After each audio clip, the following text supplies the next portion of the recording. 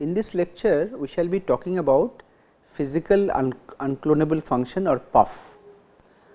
We mentioned earlier that this physical unclonable function plays a big role in designing systems in terms of hardware such that it becomes secure. Means in other words, with respect to hardware security, this physical unclonable function or PUF can be used to design secure systems in a relatively easier way. So, let us see what this PUF is actually all about. In this lecture, we shall first be talking about the basic concepts of physical unclonable function, then some applications of PUF and how they can be implemented. Okay. Talking about what is a physical unclonable function, you can say it is some kind of a fingerprint of some device. Now, how do we define a fingerprint? Suppose as a human being, my fingerprint is something which is supposed to identify me. My fingerprint is supposed to be unique. So, in the same way, whenever I design some hardware circuit and IC chip, the idea is there must be something which should be unique to that IC chip. It can be acting as a some kind of a fingerprint of that particular device. So, PUF is something like that. The concept is that it is defined as the fingerprint of some kind of a device. Suppose I have this kind of a PUF and we define something called challenge response mechanism. The way a PUF works is that suppose I can have a chip, and inside my chip the PUF can be sitting in between, this can be my PUF. Okay. Now, the idea is that when you use a PUF, there is a concept of a challenge and response pair or challenge response mechanism that comes into the picture. The idea is, suppose I feed a challenge C, this is some data I feed as input, I call it as a challenge, and I get an output which I call it as a response R. The C and R is referred to as the challenge response pair. Okay. So, this PUF defines a mapping between this challenge and this response, and the idea is that this PUF is something for which the challenge response pair is unique. If I design another IC chip where maybe the same kind of a PUF I am building, but for that PUF the challenge response properties will be different. So, challenge response will be something like a fingerprint of that particular device. Okay. So, this is something which we define as unclonable, it cannot be copied, it cannot be cloned, and instance specific, it is specific to that particular chip. The way it is implemented, this depends on manufacturing process variations. When multiple chips are fabricated, there will always be small variations here and there, no two things can be exactly identical. Okay. So, that process variations, device variations, that is what is exploited in the design of this PUF. Okay. Some of the desirable properties of PUF are mentioned here. These are quite obvious. First is it should be something which should not be too difficult to evaluate in terms of the challenge response. Suppose I give a challenge X, the response Y should be easy to calculate, easy to compute. Okay. It should be easy to evaluate. Secondly, for a particular device, the challenge response properties should be unique. The value of PUF X for a particular X will contain some information about the identity of the physical entity. That means, if I talk about a particular chip, there is a PUF here, whatever X I feed here, the PUF of X, if I call it Y, so whatever value I get Y, this should uniquely identify this IC chip. Okay. This should provide as the identity, and in the previous slide we already mentioned there is a concept of unclonable, means given one puff implementation, that means one chip, I have a puff inside. If I have another copy of the same chip, there is also the same kind of a puff, but the two puffs will never be identical. One puff, let us call it PUF, other puff, let us call it PUF dash. They will always be unequal, means for some given challenge, if you compute the response for the first one, compute the response for the second one, they will not be equal. So, it is hard to construct two puffs which are not the same, such that for the same value of x, their response will be the same. Okay? Their response will be different, that is the idea. And it is a one way function, that from y, from x you should get y, but given y you should not be able to get back x. It is quite similar to hash function calculations. The reverse mapping should be difficult. Okay. Let us take a simple example of an SR latch. I will just try to explain what this fabrication dependent or device dependent variations mean. Well, if you recall, for those of you know how an SR flip flop works, this is a single bit storage. We store one bit of information. Okay. There is one input in, that same input is fed to this S and R, let us say. This S and R are two different inputs, but let us assume that the same input value in is fed to both S and R. Now, let us say I apply 1 to input. If I apply a 1 here, then the output of this NOT gates will be 0, this will be 0, these are NAND gates. So, one input 0 means the outputs will be 1, both the outputs will be 1, both y and y prime will be 1. Okay. Now, let us say this in was 1, now I make it 0, I change it to 0. So, at this point in time both y and y prime were 1 and 1. So, as soon as I make it 0, these outputs of the NOT gates will both become 1, this will become 1, this will also become 1. Now, here something happens. You see, these are two gates. Now, two gates are fabricated in the chip. The two gates can never be exactly identical. Suppose this gate is a little faster, let us call it F. This gate is a little slower, let us call it S. This gate faster means when this is 1, so both the inputs are 1 and 1, 1 and 1 NAND output is 0. So, this output will be changing to 0 first, because this gate is faster. This gate is slower, so this output is still not 0. So, this will become 0 first, and this 0 will be fed back, 0 and 1, this will remain as 1. But if it were the other way around, then this would have become 0, this would have become 1. So, this output y, whether it will finally become 1 or 0, it depends on the relative delays of the two gates, which we cannot predict beforehand. So, here there is a source of randomness, it depends on fabrication. Okay. This is the basic idea behind which this kind of puff design we are trying to build. Okay. Fine. Now, from theory to practice, usually these puffs today, the most of the research papers, if you see, people have tried to build these puffs around field programmable gate arrays or FPGAs. Many security protocols and implementations are based on FPGAs, and people have also implemented puffs inside FPGAs. Now, the advantage of FPGA is obvious. You can create a design and burn it on FPGA in your lab in house.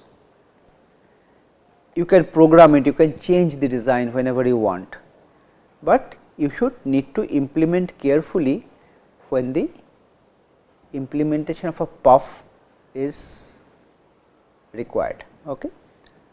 See, for a particular implementation there may not be any non-determinism, like say you again look at that SR flip flop, that same SNR, this kind of a flip flop is there.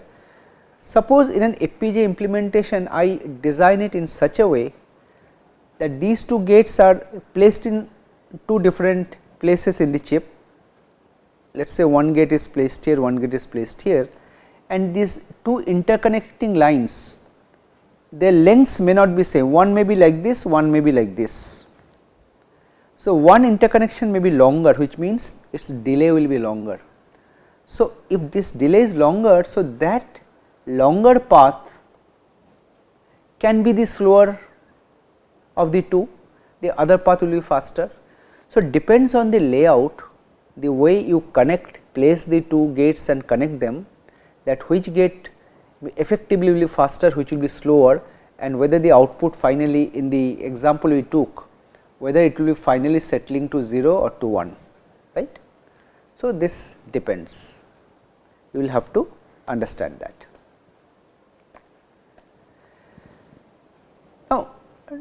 Now, if you look at a chip, here I am looking at an FPGA chip. So, these are the different grids. Let us assume that the NAND gate that I was talking about, that NAND gate I can potentially place in any of the grids. I can place it here, I can place it here, I can place it here. Let us say I can place it here, I can place it here, I can place it here, so many places. Now, it depends where we are placing. Depending on that, some of them, if I set the input to 1 and then to 0 just in the previous example, some of them will be settling down to 0, some of them will be settling down to 1. So, accordingly what will be the final values of y's, that will depend on how you are interconnecting them. So, it does not depend on the circuit, but rather on how you are making the interconnection, where you are placing which gate. So, in FPGA particularly, here you are not fabricating anything, you are mapping a design into a programmable fabric. So, where you are mapping, how are you interconnecting, that will depend, that will determine what will be your final challenge response pair of that puff in terms of the SR flip flop that we have just now talked about, right. So, the difference in the routing delays of these paths will determine that whether the flip flop output will be settling to 0 or 1. So, and that will depend on in which location you are placing the flip flop, the xy coordinates, right. Okay. So, talking about the advantages of puff, if you talk about puff as a basic building block you are using to design secure hardware, there are broadly two things. It reduces the cost of secure implementation, it also increases the security. Now, here I am showing two things.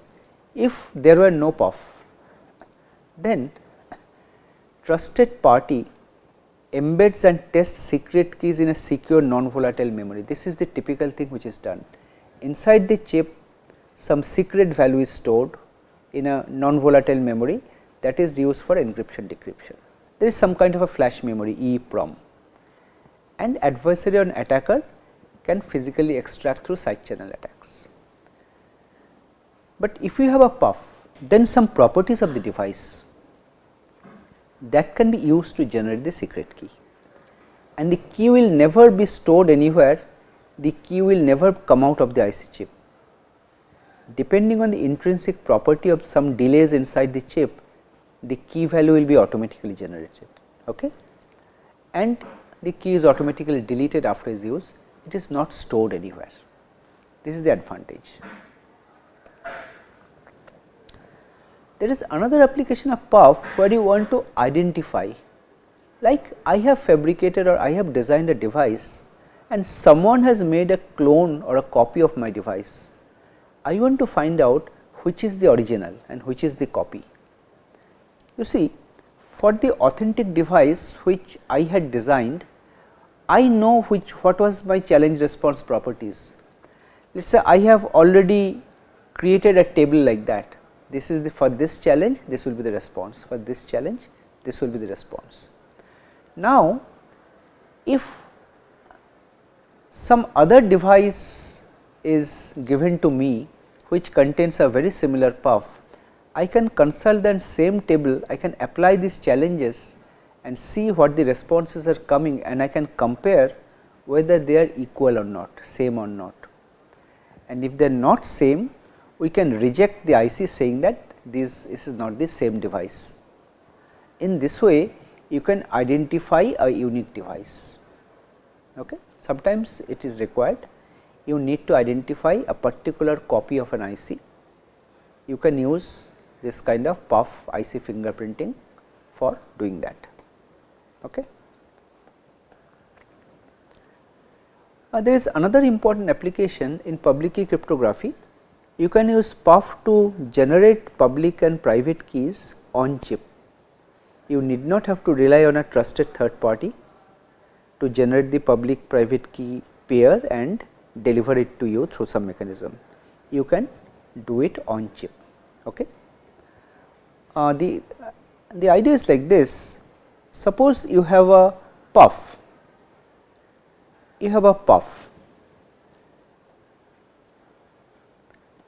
So, whenever you apply some input to a puff, the response can be considered to be a random number. Response is random, it depends on the intrinsic properties of the device. It varies from one device to another. So, it is truly random. So, that random can be used as the initial value or the seed of a key generation, and this puff is typically used in conjunction with some public key algorithms. Typically in hardware we use elliptic curve cryptography or ECC. So, ECC and puff are sometimes used hand in hand, they are used together, and this with this ECC and puff we can generate a random seed through which the key generation module that can be inside the chip, that can be generating the public key which can be distributed outside, but the private key will never leave the chip, it will remain inside. Okay. You are not storing anywhere, and this private key can be generated online, you need not store it anywhere, and the public key also can be generated or endorsed anytime you want. You can again use that puff to apply a particular challenge, get a response, the key generation module will be generating the same public key. So, the manufacturer need not store any secret key value inside the chip, that will automatically generated by the puff mechanism, stored and generated by the chip itself, right. So, this is how it works, and in terms of cryptography it helps a lot. It saves a lot of time and effort to manage the key, to secure the key inside the chip, all right. Fine. Now, in terms of the practical design, how the puffs are actually implemented? Well, we are interested in chips, right. So, we are interested in silicon puff circuits which are implemented in silicon or CMOS. Okay. Now, as I said, the basic idea is that when you fabricate chips, there will be process variations, from one chip to the other there will be some variations. So, those variations are exploited here. But with respect to design, when circuit design is carried out, this process variation is a drawback. We try to make the variation as small as possible, but here the process variation is something which we are taking advantage of. We are trying to exploit the process variation and use it to our advantage, right. So, this is quite useful for puff design, and a number of research papers and a number of efforts have been carried out. Various puff designs have been explored. Some of them I am just briefly talking about. This is a very common and popular design. This is called arbiter puff. Schematically it is shown like this. You see these boxes, you can see rectangular boxes, these are nothing but path swapping switch. What it is actually is like this. Suppose there are two inputs, let us say A and B,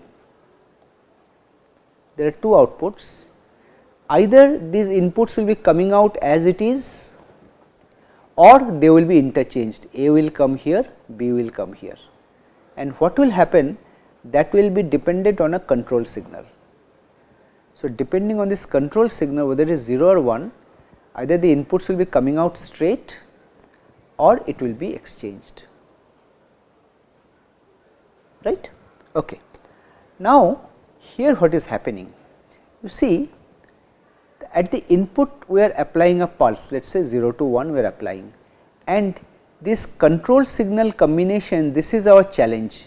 We are applying some random bit pattern as a challenge 0 1 1 0 1 0 1 1 something. So, depending on that, some random path is getting selected, some of them are going straight, some of them are getting exchanged. So, the delays are different. So, when it reaches a final D flip flop, the delay can vary, that means which inputs will reach first. Here you see the same signal was fed to both of the inputs, but when it reaches here the two inputs may be different, may be little delayed with respect to each other, because they are following two different paths, the two paths are not identical. Okay.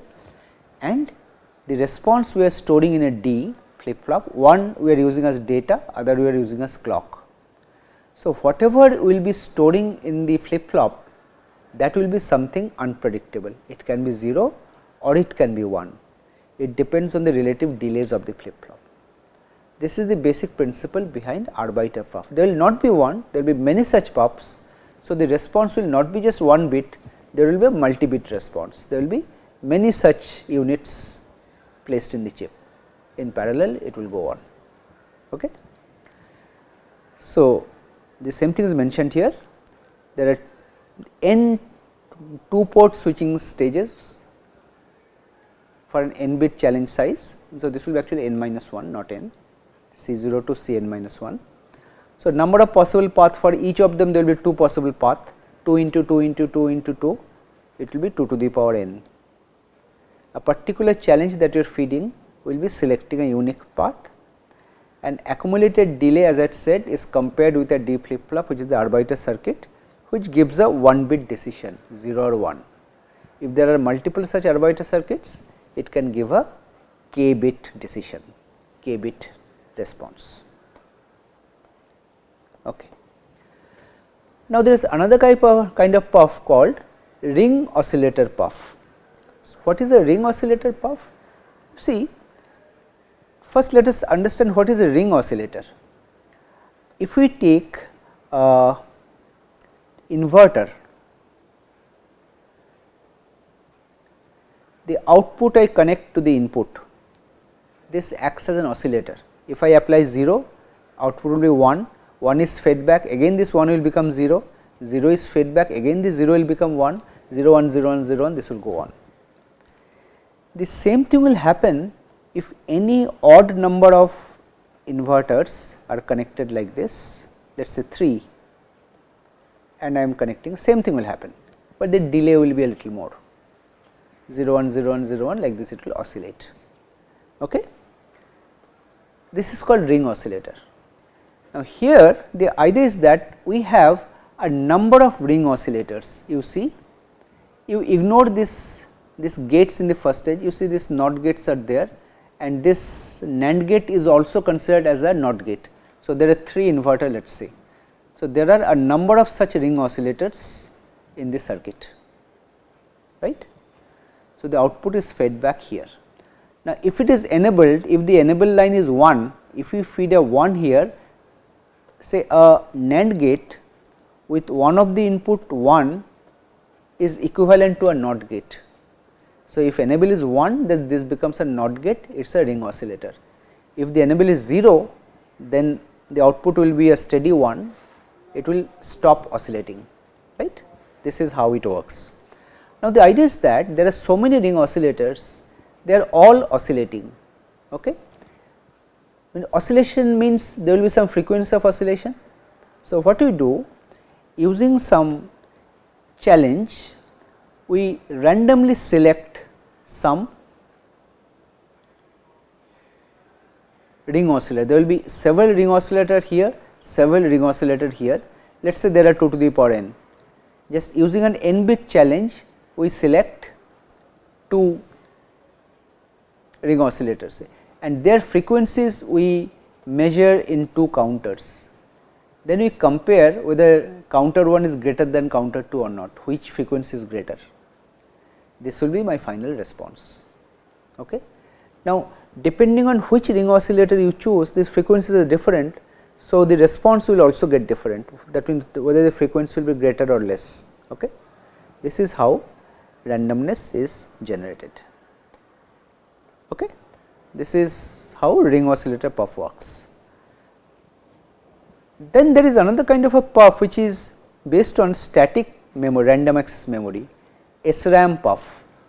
This is a typical diagram of a MOS based static random access memory cell, 1-bit storage. Now, the idea is that when you switch on power to a chip, suppose there is such a memory cell, initially the memory cell can start with an initial value of 0 or a 1, but you do not know what. It will be either 0 or 1 depending on the manufacturer, which transistor is faster, which one will be switching first. That way the output will be either set to 0 or 1. So, if you have many such random access memory cells, depending on the manufacturing properties, they will be initialized to 0 or 1 randomly. This is the idea behind SRAM puff. The power of initial values of SRAM cells are used as response, and which cell you are selecting, that is the cell address, that will be the challenge. Randomly you select a cell, you see it is 0 or 1, randomly you select another cell, see it is 0 or 1, like that. Okay. So, for a particular manufactured chip, that should be the same, because for a particular property of this transistor devices, the way they are manufactured, their delays, their gains. So, when you switch on the power, it will be either 0 or 1, it will be deterministic, but across two chips it may be different. Okay.